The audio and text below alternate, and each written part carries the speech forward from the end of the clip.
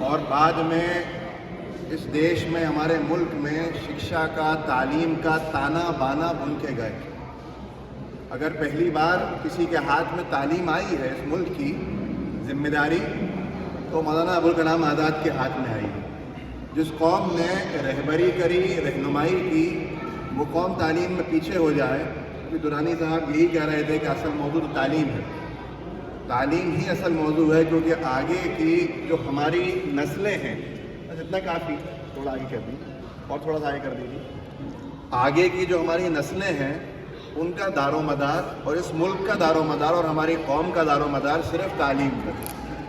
آج کی تاریخ میں موبائل دلانے کے لیے پیسے ہیں.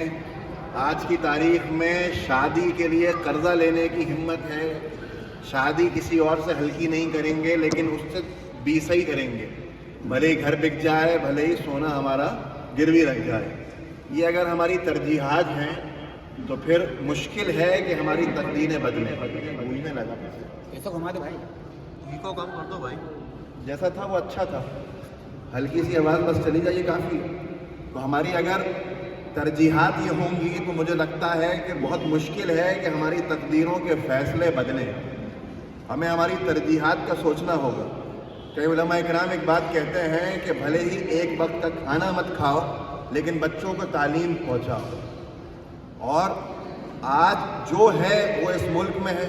جو کرنا ہے اس ملک میں کرنا ہے. بھائی کہیں جیسے مولانا صاحب کہہ رہے تھے کہ ہم باہر تو چلے نہیں جائیں گے, رہیں گے اسی ملک میں. الپ سنکھیک کہہ کے تو ہمیں کمزور کر دیا. ہم دوسرے بہو سنکھیک ہیں اس دیش کے, دوسری اکثریت ہیں. ہم 1% نہیں ہیں. ہماری تعداد یہاں پر اگر چھپا چھپو کے بتائی جائے کم سے کم کر کے بتائی جاتی ہے تو بھی 20-25% بتائی جاتی ہے. اس سے زائد ہی ہے. بھائی ہمارے تو 20% 30% کے تو ووٹر آئی ڈی نہیں ہوتے ہیں. تو یہ جو کرنا ہے اس ملک میں کرنا ہے. ہمارے جو تقدیر کے فیصلے ہیں وہ اس ملک میں ہونے ہیں. آنے والی نسلیں بھی اس ملک میں ہیں. جو جا چکی ہیں وہ نسلیں بھی اس ملک میں تھیں.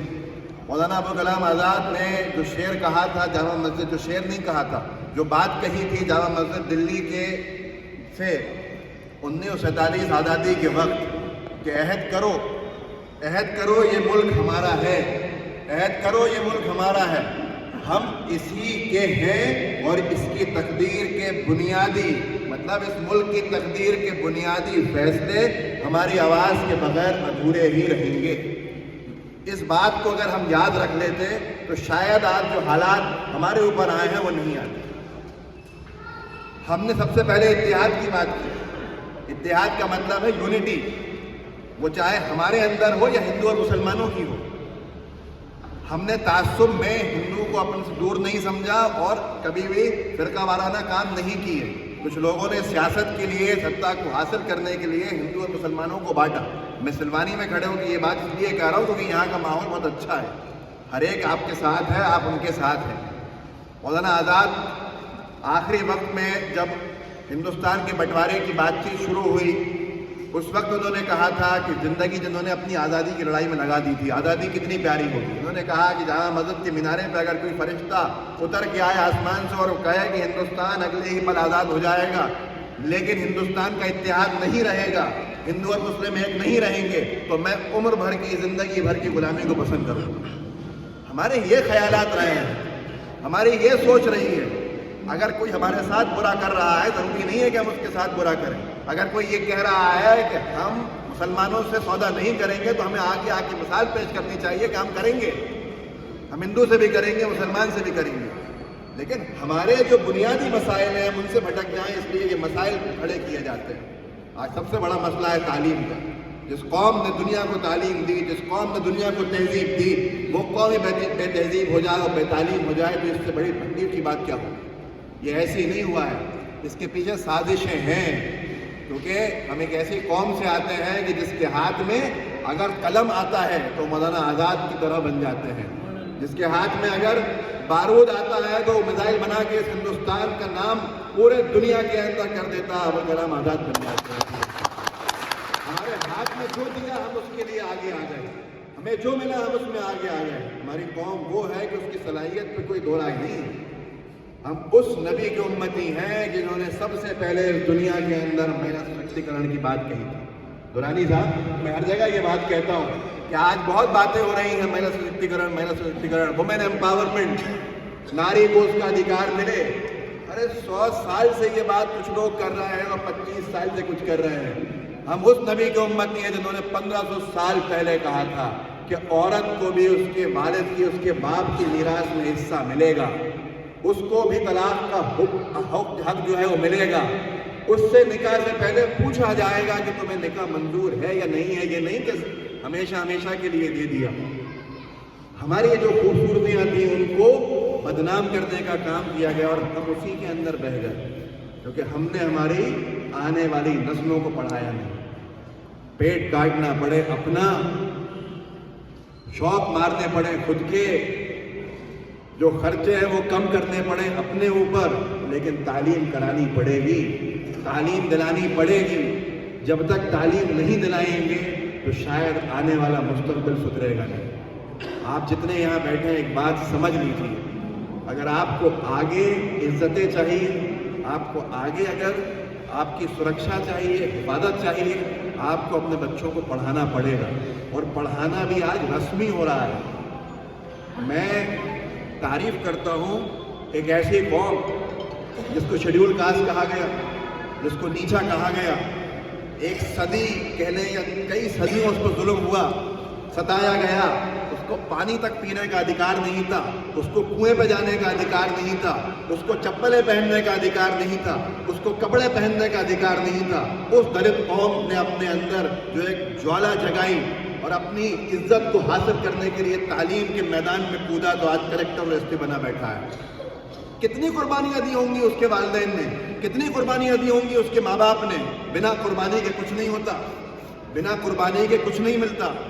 صحابہ نے قربانیاں دی. آج عرب کے بازاروں میں دیکھ لیجیے کہاں کہاں کی چیزیں ہیں اور ان کی جو آج مالی حالت ہے وہ کیا ہے.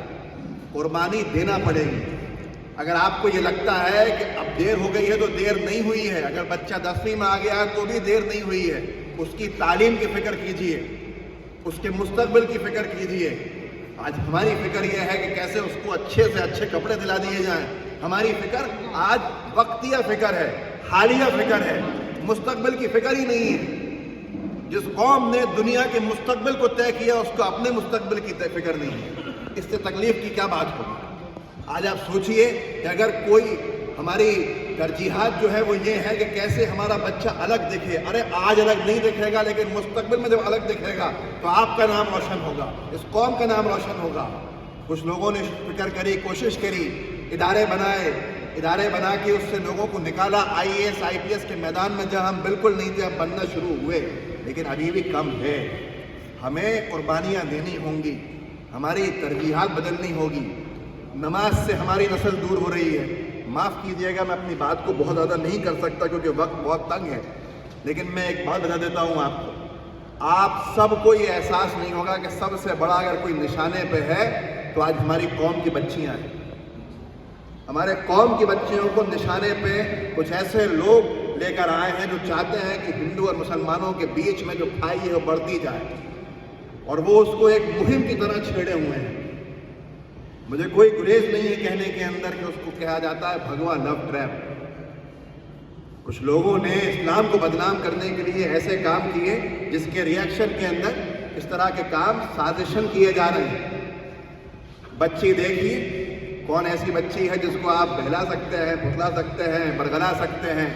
اس کو پھنسائیے، ایسی طرح کی باتیں کی جاتی ہیں اور اس طرح کی باتوں پہ کہا جاتا ہے کہ 5 لاکھ روپئے دیے جائیں گے، سرکشا دی جائے گی. نسلوں کی نسلیں برباد ہو رہی ہیں. ہمیں فکر نہیں ہے اس بات کی. کیوں نہیں ہے فکر اور کیوں ہو رہا ہے یہ؟ فجر میں اٹھانے کی آج شوق بھی ختم ہو گیا ہے. کتنے یہاں ہم بیٹھے اپنے دل پہ ہاتھ رکھ کے پوچھیں کہ اپنی بچیوں کو فجر میں کتنے اٹھاتے ہیں؟ ارے بچیوں کے مستقبل کے لیے کم سے کم اپنی آخرت کو سدھارنے کے لیے خود فجر کا اہتمام کر لیں تو شاید پوری نسلیں سدھر جائیں گی. اسکول کے لیے 7 بجے اٹھا رہے ہیں، سردی میں 7 بجے تک نماز کا وقت ہے لیکن نماز پڑھنے کا نہیں کہہ رہے. ترجیحات ہی نہیں. جب ہم نماز نہیں پڑھائیں گے، ہم تعلیم کا ماحول نہیں بنائیں گے تو نسلوں کا کیا ہوگا؟ میں صرف یہی کہنا چاہ رہا ہوں. دیکھیے، فکر کیجیے. آج ماحول ہے، جو لوگ مسجد میں جا رہے ہیں ماحول ہے، لیکن کیا ہمارے گھروں کا ماحول وہی ہے جو پہلے تھا؟ ہماری قوم کس طرف جا رہی ہے؟ ہمارے گھروں میں ایک چیز شروع کرنے والا ہوں، ایک آن لائن کلاس کی میں نے بنیاد ڈالی ہے، اس کو اور آگے لے کے جاؤں گا جہاں تک ممکن ہو، کہ اس پہ درس دینے کے لیے ایک استاد کو 15 منٹ بیٹھائیں گے، 50-60 بچیوں کا بیچ بنائیں گے، مدھیہ پردیش میں کہیں پر بھی ہوں ان کو اس میں شرکت کرانے کے لیے ان کے ماں باپ کو ایک وقت دیں گے، دین کی بات تو جائے دل میں، کان میں دین کی بات تو جائے۔ یہ جتنی چیزیں آپ آج دیکھ رہے ہیں وہ تب ہے، ان بچیوں نے ماحول دیکھا تھا، گھر میں تلاوت کا دیکھا تھا، گھر میں روزے اور نماز کا ماحول دیکھا تھا، تو آج یہ حال ہے۔ آگے جو 5 سال کے بعد منظر کھینچنے والا ہے انہوں نے کوئی ماحول نہیں دیکھا ہے، اور ذمہ دار صرف اور صرف ہم ہیں۔ تو اس وجہ سے ہمیں اس بات کا دھیان کرنا ہے کہ اب جو ہو گیا ہو گیا، ہمیں اصل فکر گھر کے اندر ہی کرنی ہے، ہمیں ہمارے بچوں کی تعلیم کی فکر کرنی ہے، تعلیم دنیاوی بھی اور تعلیم دینی بھی، کہ کیسے ان کی فکر کر کے آج سے عہد کیجئے کہ اس کو ذمہ داری کے ساتھ صرف اپنے ہی گھر میں نہیں بلکہ اپنے محلوں میں، آپ تمام اضلاع کے لوگ آئے ہیں، آپ پورے ضلع کے ذمہ دار لوگ ہیں، صرف یہاں پر سلوانی کے ساتھی نہیں بیٹھے ہیں، یہاں سب طرف کے لوگ بیٹھے ہیں، دورانی صاحب بیٹھے ہیں، ہمارے شاہد بھائی بیٹھے ہیں، ہمارے عمر بھائی تو ہیں ہی یہاں بھی ہیں، بھوپال میں بھی ہیں، تمام لوگ ہیں یہاں پر، آپ سب الگ الگ علاقوں کے ہیں، رائے سین کے ہمارے ساتھی بیٹھے ہیں، ہر طرف کے لوگ ہیں، باڑی کے بھی ہیں، بریلی کے بھی ہیں، شاوید بیٹھا ہوگا، ہر طرف کے لوگ ہیں۔ میں یہ کہہ رہا ہوں کہ رائے سین ضلع ایک خوبصورت ضلع ہے، جہاں پر نہ نفرتیں ہیں، نہ ہندو مسلمانوں کے اندر کوئی ایسا نہ اتفاقی ہے۔ اپنی فکر کریں، اپنی فکر کریں، اپنے بچوں کی فکر کریں، دیکھو یہ سب چیزیں چلے جائیں گی، اور سب سے بڑی چیز ہے اتحاد۔ اتحاد مطلب ایکتا۔ ایکتا صرف میں ہندو مسلمان ایکتا کی بات نہیں کر رہا، آج نا اتفاقیاں اتنی بڑھ گئی ہیں قوم کے اندر کہ اس سے بڑے بڑے نقصان ہو رہے ہیں۔ آپ سوچئے، ہم اپنے حق ماننے کی جگہ دوسرے کو کیسے نپٹایا جائے اس کی فکر کرتے ہیں۔ یہاں ووٹ ہوگا ایک ودھان سبھا میں کم سے کم 40-50 ہزار تو ہوگا، 35,000 ووٹ ہے، لیکن الیکشن سے پہلے کسی نے کوئی بات کری جا کے؟ وہی الیکشن جتائیں گے، ہمارے لیے کیا ہے؟ ہمارے یہ مسائل ہیں، ان کے اوپر کون بات کرے گا؟ ان کی کیا بات ہوگی؟ آپ کب کریں گے اس کو اگر ہم آپ کو جتائیں تو؟ یہاں میں کسی پولیٹیکل پارٹی کی طرف سے نہیں بات کر رہا ہوں، میں یہاں اپنوں میں بیٹھ کے بات کر رہا ہوں کہ ہمیں اس بات کی فکر کرنی ہے کہ ہمارے مسائل کا حل تب ہوگا جب ہم میں اتحاد ہوگا۔ چھوٹی چھوٹی چیزوں کے اوپر نا اتفاقیاں ہیں، مخالفت ہیں، اختلافات ہیں، اس سے نقصان بڑے بڑے ہو رہے ہیں۔ دیکھیے انگریزوں نے کیا کیا تھا کہ ان کی ایکتا کو توڑ دو تو نقصان میں آ جائیں گے، ہم آسانی سے گھومتے رہیں گے۔ اور آج جو سطح میں بیٹھے ہیں، اور سطح کے شکر پہ بیٹھے ہیں، وہ تو چاہتے ہی ہیں کہ نا اتفاقیاں رہیں، لیکن نا اتفاقیوں کے ساتھ ساتھ ہماری قوم کو کمزور کرنے کا جو کام کیا گیا، پہلے تو شیعہ سنی تھا، اب تو سنی پتہ نہیں کتنے سنی، اور پھر محلوں کی لڑائی، پھر گھر میں اختلافات۔ ارے چلو بھائی میں لڑائی ہے، زمین کے اوپر ہے، مجھ میں اور آپ میں کیا لڑائی ہے بھائی؟ آپ میں اور ان میں کیا لڑائی ہے؟ معاف کرنے والی قوم ہے، معاف کرنے والے نبی کی امتی ہیں۔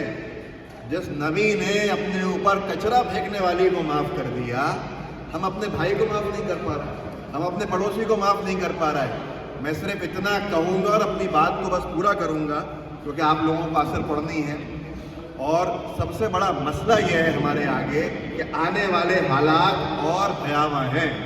آنے والے حالات میں متحد ہونا پڑے گا، آنے والے حالات کا سامنا کرنے کے لیے ایک ہونا پڑے گا، آنے والے حالات کا سامنا کرنے کے لیے اگلی نسل کی فکر کرنی پڑے گی۔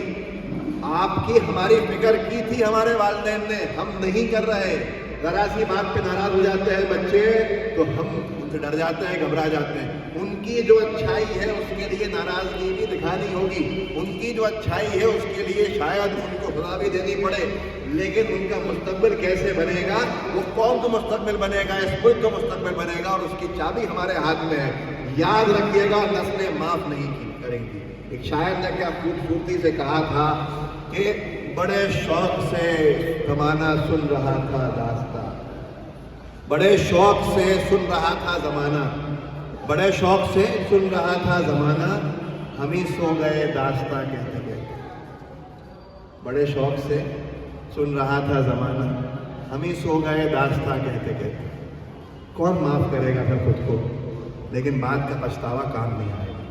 देखिए, बात बहुत लंबी हो सकती है, लेकिन असल है कि बात का दिल पे ले, दिल पे लो, इत्तेहाद की तरफ जाएं, तालीम की तरफ जाएं, तरबियत की तरफ जाएं, फजूल खर्ची को रोकें, शादियों को आसान करें और जैसा हो सके उस सब को करके इदारों को कायम करें। आप में से बहुत से लोग ऐसे हैं जो यहाँ पर माली एतबार से बेहतर हैं दूसरों से। आप 2 कमरों का स्कूल खोल लीजिए, आपके मोहल्ले के बच्चों की बेसिक तालीम करा दीजिए बुनियादी, और उनकी फ़िक्र करके उनको आगे भेज दीजिए।